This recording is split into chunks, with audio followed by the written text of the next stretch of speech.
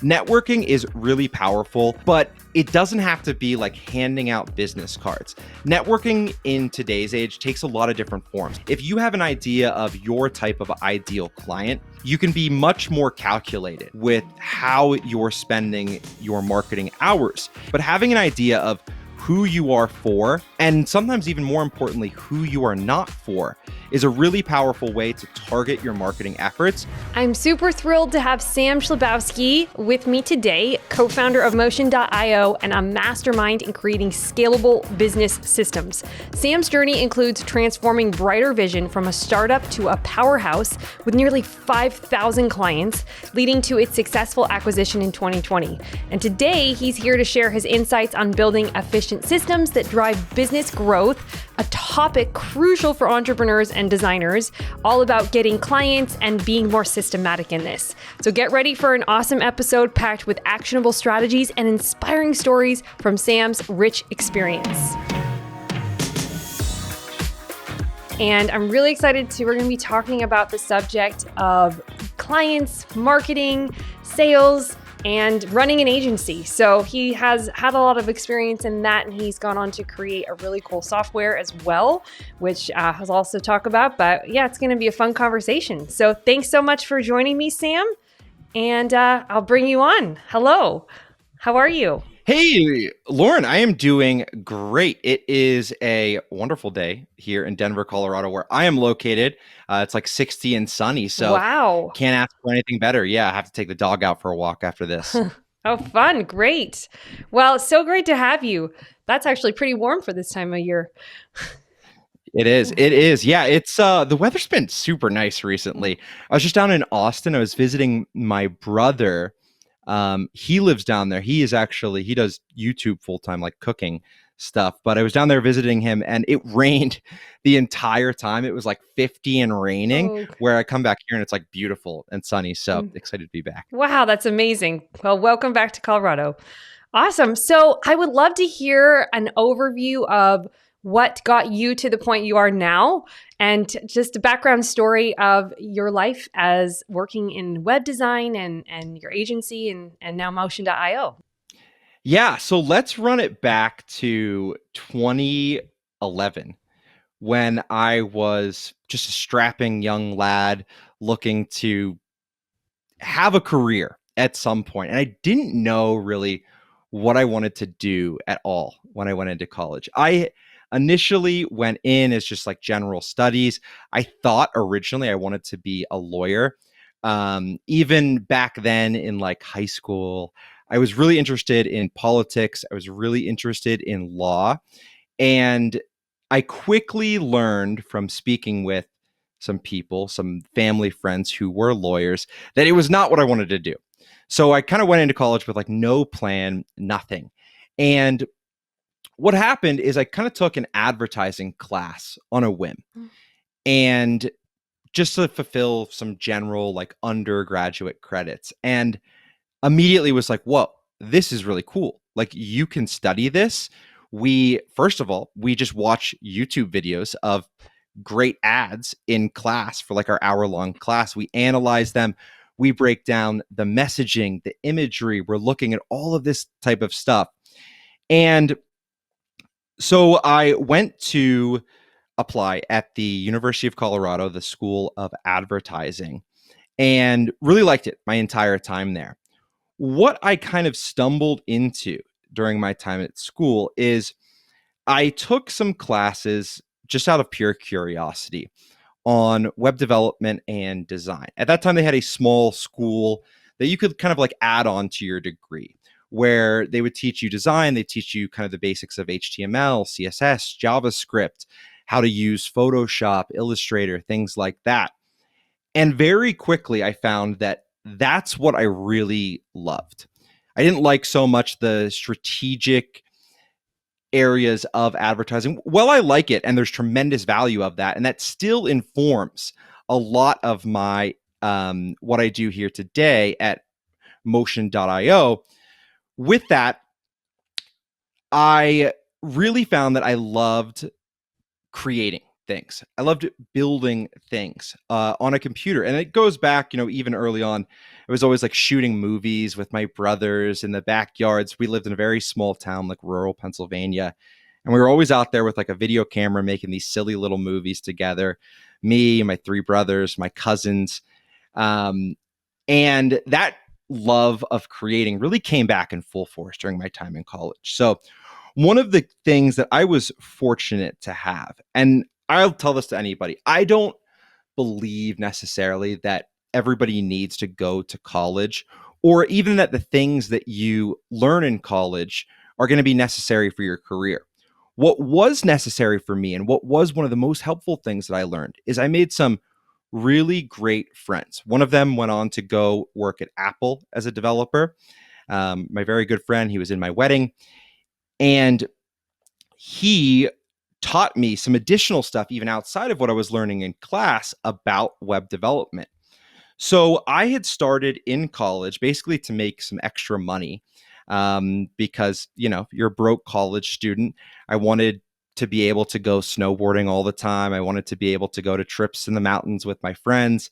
Didn't have money to do that. So I started building websites for family and friends, kind of just on the side. It was a really great thing for me, gave me some extra income to go do fun stuff, and taught me some of the basics of working with clients and running a business. I say business in air quotes because it was never really formalized. After I got out of school, I had this idea that I was going to go work for a large advertising agency. I had a couple of internships up at that point, and I quickly discovered that nobody really wanted to hire me. It was just incredibly hard to get my foot in the door with those large agencies. And it's interesting because there's a ton of advertising agencies where I went to school in Boulder. You have Crispin Porter Bogusky. You have some smaller shops that are kind of independent run that focus on working with startups and things like that. Didn't hear back from really any of them. One day, I think it was spring break because I was frantically looking for a job. I'm like, how am I going to pay rent after I'm no longer in school? Like, I don't know. I know I want to stay here in Colorado, but how do I make that work? I was, believe it or not, at this time, Craigslist was still like a decent place to find a job. It's much different than it was today. Apply to an ad looking for web designers for a small company that was doing websites for mental health therapists. I walk in, it's an office. There are, at that time, just two people in there, the CEO and then one other designer. And I started immediately building websites, working with clients. And we were at that point doing about 25 websites per month. It was then the day of my like end of year review, we'll call it. And the CEO, who's now my co-founder at Motion.io and who was my boss there, he comes to me and he says, "Hey, Sam, like I know I hired you to build websites, but I know you also have this other interest in marketing and, doing some of our design work there, running some of our strategic initiatives there."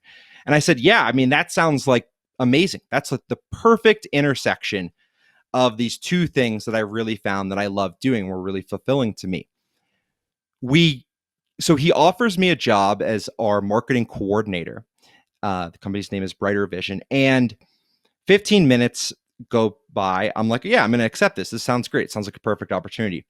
15 minutes goes by and he comes back in. And at that time, we had been working with one other person who was remote, who was running kind of our sales processes at Brighter Vision. And he said, "I know I just offered you this marketing role, and I know you probably never envisioned doing sales, but this is a really good opportunity.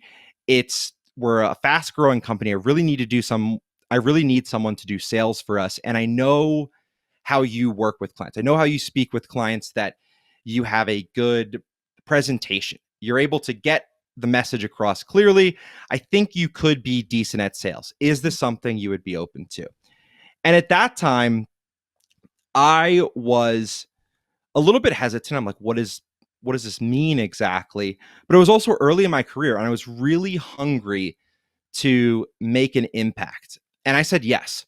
So I eventually went on to take over our sales for Brighter Vision and kind of the onboarding process, because at that time, taking on sales meant, yes, sales, but then also onboarding and customer support. So kind of a multifaceted role. My official title, which I still have not let my co-founder live down, was Director of Customer Happiness. I thought it was really silly at the time. It did make sense in hindsight, but I eventually got a title swap. But from there, we ended up growing Brighter Vision pretty substantially. We brought on additional salespeople. We, at the end, had 30 full-time employees. We were doing roughly 300 to 350 websites a month. And with that, I was also then finally got to circle back around after about 2 years of doing sales to running all of our marketing, doing a lot of our designing, a lot of the things that I wanted to do when he offered me that role 2 years prior. So really got this whole view of like an entire business, an entire agency from the very earliest days where we had just a handful of clients doing a handful of new sites per month to doing 300 sites per month. From there, that business was actually acquired in 2020, and I left shortly after. Kind of found that the corporate space, because we were, acquired by a much larger company, just wasn't for me. I wanted to work with smaller businesses. So went back to work for another startup for about a year. And during that year, Perry and I, my co-founder, were kind of talking like, what were some of the biggest challenges that we had as we were growing Brighter Vision? The thing that kept coming back to us, because we would get coffee, we'd get lunch, and just kind of talk about this. We knew we were interested in working together again, bringing on another co-founder who we knew was kind of in a similar space. He actually built and did marketing for funeral homes, believe it or not. So a very sort of niche service provider for funeral homes, sort of niche marketing and web design agency for therapists on the other hand. And we got to talking and we said, one of the biggest things that we struggled with at nearly every step of the way was getting the information that we needed from clients. So that kind of initial onboarding work, and then enabling them to be engaged, to be excited, to feel like they were informed and had a direct impact in the work that we were doing for them. What we had ended up doing at Brighter Vision is we built our own sort of internal client portal. It was built within WordPress, so a client could kind of log in, see their project status, upload things, schedule calls with us. And we sort of said, it would be great if this was a tool that we didn't have to custom develop. And Motion.io was born from there. And we've been working full time on Motion.io for about a year and a half now. And it's been really challenging work, but also some of the most exciting work I've ever done. Kind of having this whole picture of building a software product from scratch. And things fully circle back around because now I am also in addition to our VP of marketing, because we're such a small team, I do all of our design work, I do client calls, I do all of our marketing initiatives. And sorry if that was long-winded. That is kind of the full story, though, going all the way back to the beginning. Oh, I loved that. I think it's really fascinating to hear that background because how it relates to where you got to. And I can't believe you started in law. That's amazing. And how you just by chance were able to get into this world of marketing through the advertising class. That's absolutely fascinating. And I think that something that a lot of just the bigger picture of being able to work with sales and marketing is so invaluable. I would love to understand from your perspective of after when you were at the agency, what was your biggest success for? Obviously you were on the sales end, but you dealt with marketing as well. So what helped you to get the clients in? What was the most successful thing that helped you grow and get more clients and get those coming in? Yeah, so I have a lot of things to share here, and some things that I've learned, some things that I did well, things that I could have done better. The first thing that I think is really important for anybody who is a freelancer, even if you're just one person, you have your business working alone. I think it's before you even get into marketing, it's really key, in my opinion, to pay attention to if you are a solo owner operator, you are a freelancer working on your business, you are now a salesperson, whether you like it or not. Sales doesn't, sales can often have this negative connotation to it. It doesn't have to. The way that I love to think about sales, and that I would encourage any other business owner, any other freelancer agency out there to think about sales, is you are just providing a service and you are telling somebody about a service that they know they already need. If you can reframe your mind to know that, okay, yes, I have to do sales now and I am a salesperson as a part of running this business, I think it can really inform a lot of your marketing strategy. And it could be my own bias and my own background, which is why I think that way. But it's something that I saw firsthand as a really valuable mindset to have.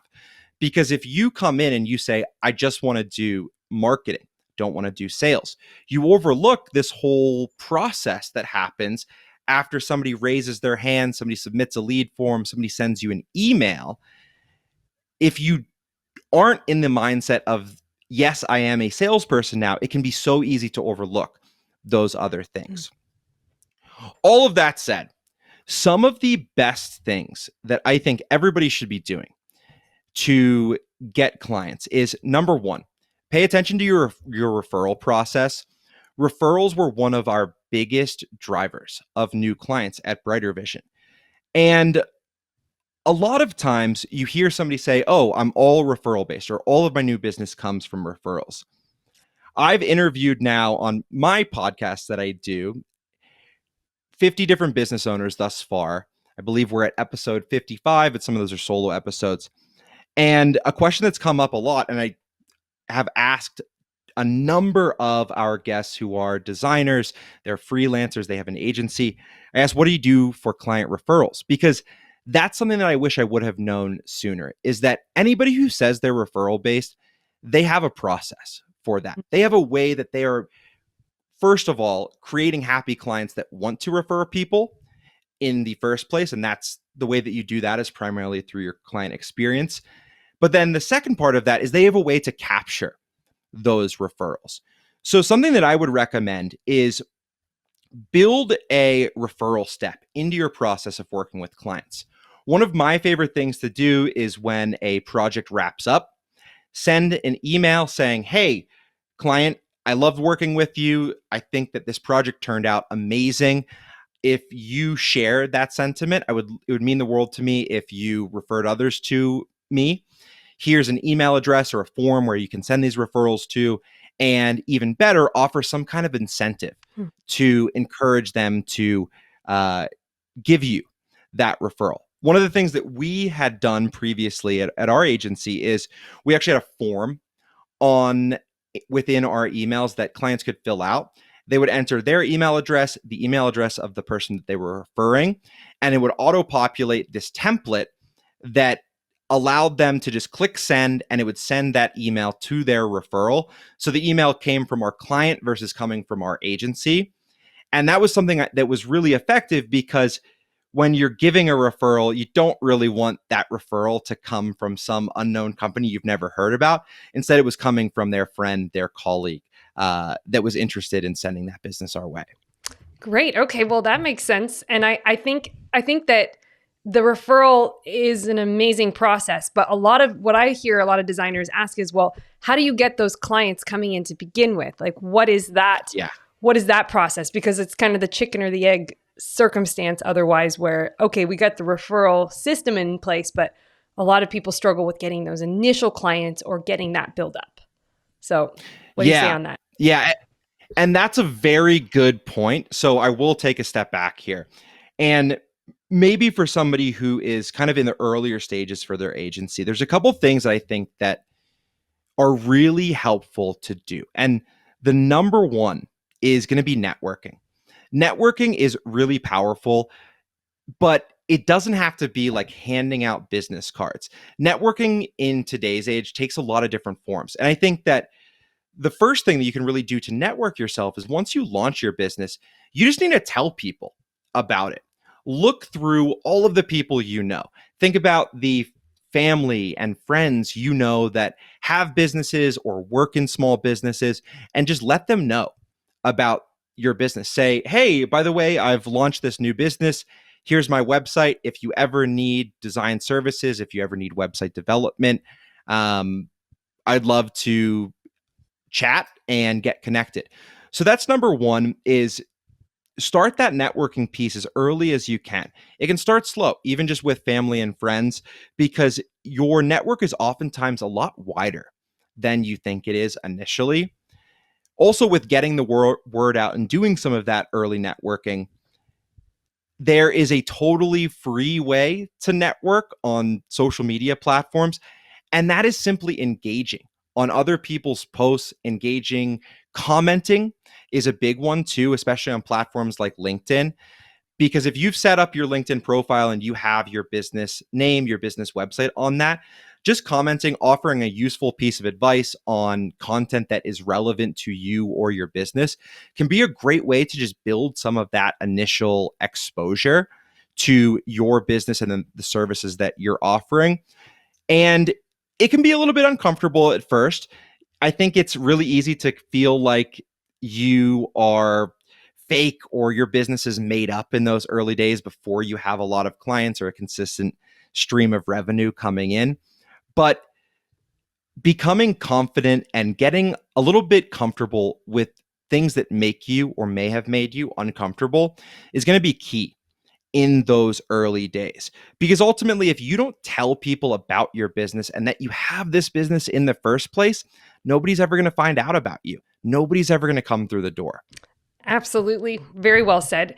Now, in terms of I know you had the mental health were your target audience. Is that right? The mental health practitioners. Yep. So what role did that play in making it easier or harder or better or worse, or what role did that play in your company being able to reach 350 clients a month? I mean, that's a huge level. So if you were to have been saying you're doing web design for all of anybody, any business, anywhere, do you feel like that would have been harder, or do you think that it was to your advantage that you had a specific target audience? So this is another piece of advice that I think my suggestions here may differ from somebody else. I think in your earliest days, it is 100% okay to be a generalist. When you're just getting up and going and you are trying to build a business, you are trying to become an entrepreneur, I think it is generally unwise to pick a niche out of a hat, or even pick a niche that you necessarily know that you want to work with until you've done some validation there. And the way you can validate that business and the way you could validate your niche is just taking on a variety of projects. And the reason why I encourage people to do this is you will oftentimes come across opportunities that you don't expect. And that was the case for what we did at that agency, where this was slightly before I came on board. But prior to that, they had been building websites for all types of businesses. It was just general small businesses in Colorado. There was a mobile dog washing company we built a website for. There was lawyers, jewelers. It kind of ran the gamut of all these types of small businesses. What happened is the founder of that agency, who's now my co-founder at Motion.io, realized that after building a website for his mother-in-law's practice, that the industry as a whole was really outdated in terms of web design. This was 2015, and none of the websites had on-page SEO. None of them were mobile responsive. None of them even had logos on them. And it was using really outdated and kind of corny stock imagery by and large.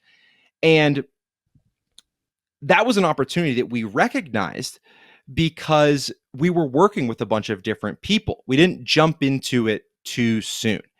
That said, I think that once you identify opportunities like that, going all in on a niche, as we did, can be really powerful, because what it allows you to do is supercharge some of your existing efforts and your existing marketing efforts. So, in the example of networking, right? You can go from networking to with anybody to seeking out groups of clinicians online, right? Introducing yourself, offering some valuable advice on marketing, and you can become more targeted over time. And what that's going to allow you to do is spend less time overall on your marketing efforts. If you have an idea of your type of ideal client, you can be much more calculated with how you're spending your marketing hours each week. So it is something that I recommend, not as like a blanket statement of like you need a niche, but rather look for opportunities in those early days, take on projects you may not, or you normally wouldn't, or you might not in the future, just to see. Because the only way you're really going to surface these kind of opportunities is by getting that experience and getting that exposure to different industries and different types of businesses with different types of needs. Great. Great. Yeah, I think I can see that how it rolled out, and then but the fact that you were able to pinpoint it and jump on it is something that I think it's a quality, and it's a skill that's really important for people to be able to detect instead of continuing to go on with just doing everything. So that was good that you were able to spot that. And one thing that I would add to that is, when you are looking at choosing a niche, it doesn't always have to be that specific. You could, for example, be working with, um, there's all different types of ways to structure a niche. You could work with a entire category of businesses. So, for example, let's say, um, just to kind of illustrate this point, you could be working with any small businesses like in your area at first, and then you could narrow it down further. For example, real estate agents in your area, or you could kind of keep it higher level. You can also structure a niche like businesses who have a specific need. So, for example, small businesses that want to improve their conversion rates on their website.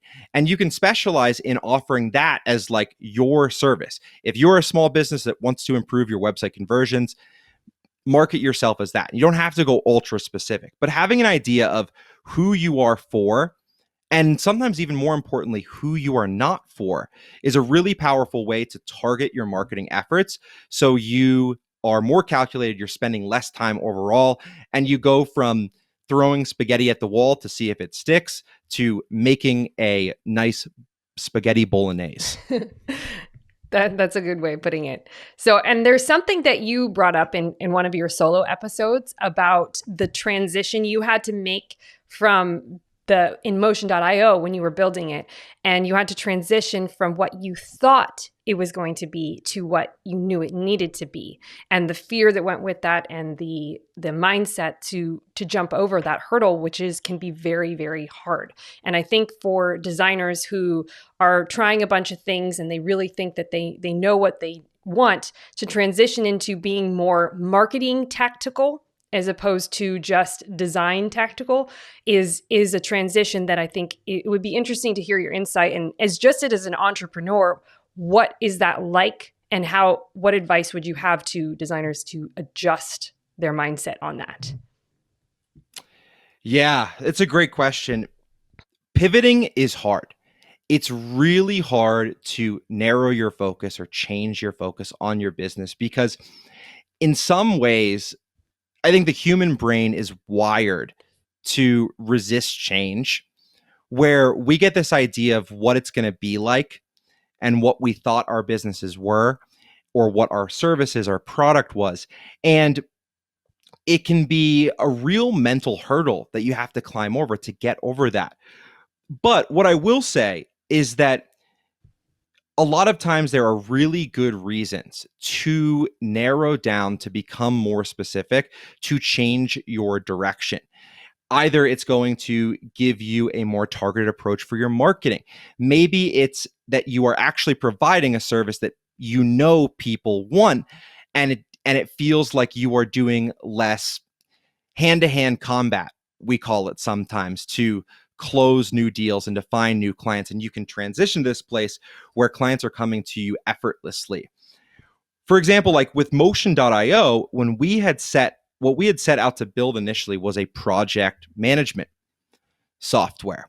And what we quickly found is that it was complicated for many businesses to switch to a new way of managing projects. What we found wasn't complicated was having them switch to a new way of managing clients and managing their onboarding and their client communication, because they didn't have really robust systems in the first place. They weren't necessarily switching away from anything. They were switching away from email or Google Docs. And we said, well, great. We will just integrate with your project management tool and make all of those connections happen, allow you to embed things like Airtable views or ClickUp forms and all of this stuff. So you can keep managing the projects there as you'd like, but you can have this really streamlined automated system for onboarding clients, for communicating with clients. And that's just our example, but I think that another example of this is I spoke with a guest on the podcast recently, and one of the things that, so she runs a design business, but one of the things that kept standing out to her was that there was a huge demand for startups to bring in somebody who would operate sort of like a fractional in-house designer. Because what she found is that startups, a lot of times, and I can vouch for this because this is the case for us, they don't have the budget to hire somebody full-time to do that design work. So it ends up falling on a co-founder, or they look at even worse solutions, things like Upwork, or just paying kind of contract work to get that design work done. And what she had found is that people really valued somebody who would spend 10 hours a week within their startup creating the design assets for them, and it would be this retainer model. But that was a big mental roadblock for her because she enjoyed designing things and doing brand strategy and brand guides from the ground up. And she was a little bit resistant of that sort of retainer work because it catches there can be a negative connotation around it if you run a design shop or you are a freelancer. But at the same time, that's the service that people were asking for. And it's not like she hated it. She enjoyed that work as well, and found over time that there was immense value in coming in and being that person that could support a team, get to know a team. And it's a great example of how you can be resistant to change in some ways, but if you create that list of pros and cons and see the potential benefits, you can really build a business that aligns with your mission, your purpose, and the lifestyle that you want to live. So it doesn't necessarily all the time have to be like the sheer numbers on paper or your growth goals. There can be other reasons for making a pivot, like that lifestyle that you want to live, that flexibility that you crave. And I think that that's a big reason why most entrepreneurs start their businesses in the first place. They want to build something, yes. They want to be in charge of their own destiny, yes. But a lot of times people get into entrepreneurship for flexibility. And if you start looking at the picture of not just your business, but also your life, it can sometimes push you in ways that you might not expect. Well put. Yeah, I could see that. And if you are trying these routes, or you're going in one route, how long do you feel a designer, a design business owner, a web designer, how long do you feel that they should stick with one strategy to see if it's working or not, or fits their own lifestyle or not, or even is getting them the clients that they want? How long would you advise, or from your own experience, before really looking at, should I do a change or should I try something else? I don't know if it's necessarily a set amount of time, but what I would say is that if you are a freelancer, you're thinking about specializing in a type of design or a type of service, or you are considering a new niche, the biggest thing for me is before you make that decision to go all in, so to speak, do some early validation. For example, let's say you start working with contractors and you're doing design work, maybe websites, other stuff for contractors. So people who come into homes and remodel kitchens, stuff like that. Before you decide to go all in on that, validate it. So let's say you have one good client who you work with, you enjoyed the work, the project went smoothly, the client was really happy, and you think that there's another opportunity there. Before you ever make that decision to go all in and you adjust the copy on your website, you adjust the services that you're offering to be tailored to that specific niche, work with a couple more of those clients. Make sure, I would say 2 to maybe 5 additional clients to make sure, because once you go down a path, it can be hard to change direction again. And I think that that can be sometimes the thing that leads to somebody exiting entrepreneurship is they're trying to pivot too many times. Mm. And they've went all in on something too many times that it becomes unsustainable. And so I think that doing that sort of validation and setting a goal for yourself of like, okay, if I can get this many clients in this specific industry or who are interested in this type of service, this is the point, hard cut up, I'm going all in. And I would say give it at least 6 months. Obviously, if it's not working right away, you probably haven't done enough validation. So maybe it's back to the drawing board. But I would say after you do go all in and you've done that validation, you've worked with those clients, or even you've just spoken with potential clients who might be interested in the service or the specific service that you're providing to an industry, give it 6 months. Good. Okay. And then in terms of the actual pricing of and how that works into the sales process, because I know you've had a lot of experience in sales. What have you found to be the challenges, bringing up money? What are the successes you've had with it and the things that have worked and have not worked, and that you would advise to designers in using the best strategies for closing the clients or getting that marketing funnel to work well once they get the client's attention? Yeah. To start things off, I'll say straight up, pricing is hard. It feels like you're always taking a risk.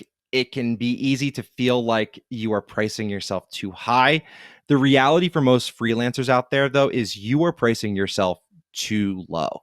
And I would encourage anybody who is at an earlier stage of their business to revisit their pricing right away, because when you are a business owner, you need to factor in that you have expenses that extend far past your hourly rate. You need health insurance. You need operating expenses for your business. There's software that you need to subscribe to. There's equipment you need, like computers, and maybe you need some external, design tools. And when you bake all of those things in, you realize that I think a lot of folks often realize that they have priced themselves far too low for far too long. And going through that motion earlier is going to help you in the long run. And I think that something important to keep in mind is when you are discussing pricing and when you are thinking about your pricing, understand that people are not just paying for your hourly labor. They are also getting your expertise. Mm-hmm. They are getting years of experience. They are getting potentially the time that you spent in design school or taking courses, educating yourself on the latest design styles and how things have evolved over time. Make sure you factor that in, because I'm here to tell you that every other profession in the world does that. They factor in their experience. When you go to a lawyer, right, you don't pay $25 an hour for your time. You pay $500, $1,000 an hour, because you are also paying for all of the expertise. You are paying for the years that they spent in law school. You are paying for the years that they spent working their way up to build their own practice. And I think that if you reframe your services that way, it can be really helpful for increasing your prices and charging the amount that not only you deserve, but the amount that's going to allow you to build a sustainable business.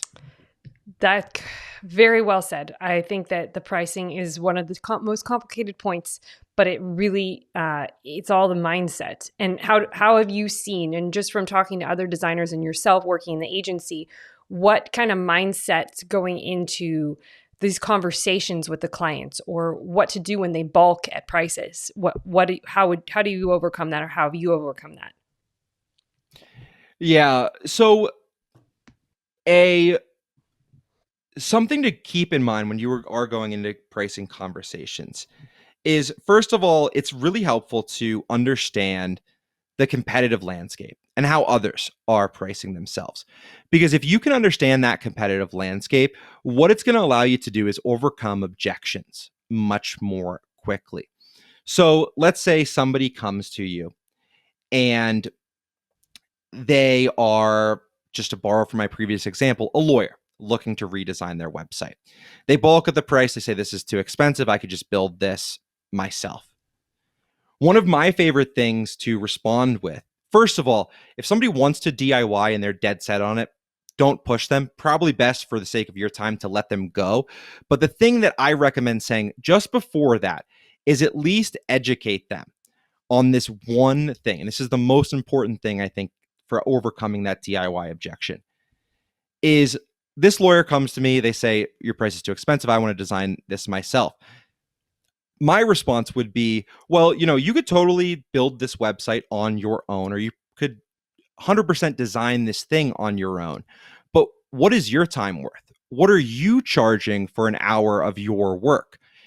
Because you could be in the 40, 60, 80 hours it takes you to do this yourself. You could be seeing clients in that time. You could be working on other aspects that will help you grow your business. And that's something that I do like to inform clients of, just going into those conversations if the DIY thing comes up. Another piece about the competitive landscape is understand what your common competitors are doing and not doing for people. So, for example, if you are doing something like a brand redesign for a company and they say, I could get this cheaper elsewhere, I could hire this online, I could hire a contractor to do this for, a quarter of your hourly rate. Tell them about your process. Tell them about your approach and what makes you different. If I was a designer doing one of these sort of brand redesign projects, for example, I would tell them about the psychology of design that I use. I talk about how when we are doing their brand redesign, we're not just going to ask them what they want or tell them or have them tell us what they want. We're going to say, we're going to use our experience. We're going to go out and do a analysis of the competitive landscape. We're going to find out what works, what doesn't work. We're going to find how your product, your service, your business is uniquely situated in the market and build you a brand around that. That's a level of service that you are not going to get if you go with X, Y, or Z. And that's why we charge a little bit more, but you can see it in our results. Here are some testimonials that you can check out, and you can see that this has done, that this has generated X number of new leads, or it has expanded this brand's reach by this amount. Having specific examples along with that idea of the competitive landscape can be really, really helpful when it comes to overcoming objections. And by specific examples, I mean testimonials. Testimonials are a huge driver for overcoming objections, because what I would say is I would send this client or this potential client that information. I would say, hey, here's some testimonials about our work. Here's a little bit about our process. And by the way, if you want to speak to one of our clients firsthand, this is a past client that I've worked with, and they're totally fine chatting with you. That's another thing that can be helpful if you have a client who's willing to take a call once in a while to just share their experience with somebody. And it's all about evidence at the end of the day when it comes to overcoming objections. And the way that you provide that evidence is you explain your process, you talk about what you're doing differently from competitors, and then you're backing it up. You're backing it up with testimonials, with reviews, with that social proof aspect. Because let's be real, that's what everybody wants these days when they're looking to hire somebody, they're looking for a product. It's why we're so obsessed with Yelp reviews and Amazon reviews. We want to know that somebody else had a good experience before we dive in. Absolutely. Great. And in thinking with the strategy to get people in and into those conversations, I just want to circle back one last time on in terms of the marketing funnel. In what have you found aside from referrals? Like what have you found to be the best way to set things up in place? Because there's obviously ways, there's social media, there's getting people on an email list, there's nurturing them with blog posts and content. For your agency, when you were working there, what were those funnels that were in place to really help drive the traffic inwards instead of you constantly having to go out and hunt? Yeah. And so I commonly refer to this as, I know a lot of other people do, as inbound marketing, right? You're not having to cold call. You're not having to sit there and make random dials to random businesses, dialing for dollars, as some people say. Yeah. But rather those people are coming to you interested in the services that you're offering. So there's a couple of key pieces within there. The first is that be very clear on the services that you offer and the value that people get from those services. Think about things holistically. Don't just say, I offer design services or web design services. Explain why that's valuable to somebody. And that's going to be a key piece in getting those inbound leads. Think about the job that folks are trying to accomplish before they hire you. There's a fantastic book out there called The Jobs to Be Done Playbook. It's a little bit more specific to building a product, but there's also plenty of stuff in there that applies to service-based businesses as well. And basically, anytime anybody hires anybody, anytime anybody is looking for a product or they're looking to hire somebody, they're looking to accomplish a job. So what is that job that they need to do? Are they looking to generate more clients through their website? Are they looking to bring their brand into the, into 2023 and update it from their branding that's 10, 15, whatever years old? So think about that job first and educate people on that within your pricing pages and your marketing copy on your website. So that's kind of step one. After you have those pieces in place, I have one of the best things that we ever did for our funnel is produce educational content that we would put up on a landing page. So we would have webinars, free webinars that people could attend about marketing. They were totally free. You didn't have to be a client. It was for any therapist out there who wanted to improve their marketing. I would go on those webinars. I would chat. I wouldn't even discuss our services. I'd pop in like a discount code at the end. But the whole entire content of the webinar was like, here are things that you can do to market your therapy practice. So the same thing could apply to designers. Let's say if you are building websites, provide educational pieces on the most up-to-date things that business owners need on their website.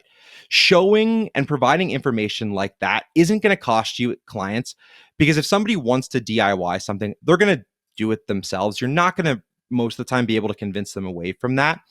But sharing that information, making it available, is a powerful way to generate those inbound referrals. So we would put up ebooks as well, things that people could do that had nothing to do with their website, ways that they could network, ways that they could market themselves in various online communities, things like that. Just general tips that showed our expertise and our skill at marketing, that when the time was right and they did want a website, we would be top of mind. So those are a couple of other pieces.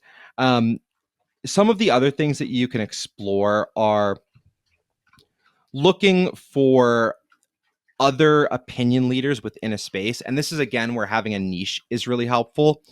So if you work with the lawyer example again, like, are there people out there with podcasts, with YouTube channels that talk about the ins and outs of running a law business?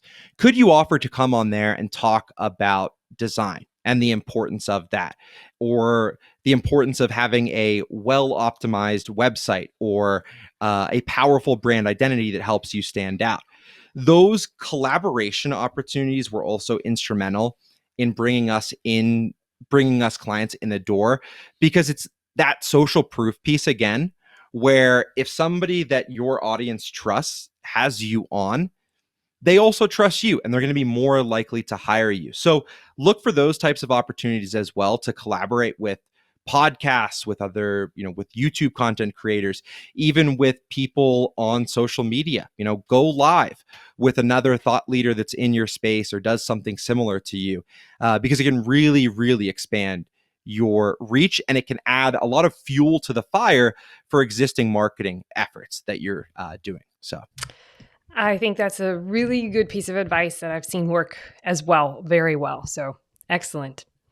And so, Sam, I would really love to know, and just kind of to wrap things up, I would love to know what do you see for the future of design, web design? I know that Motion.io works with the whole web design and graphic designers and that whole space. So what do you see with the coming of, obviously, of AI and of everything that's here and the times that we're in right now?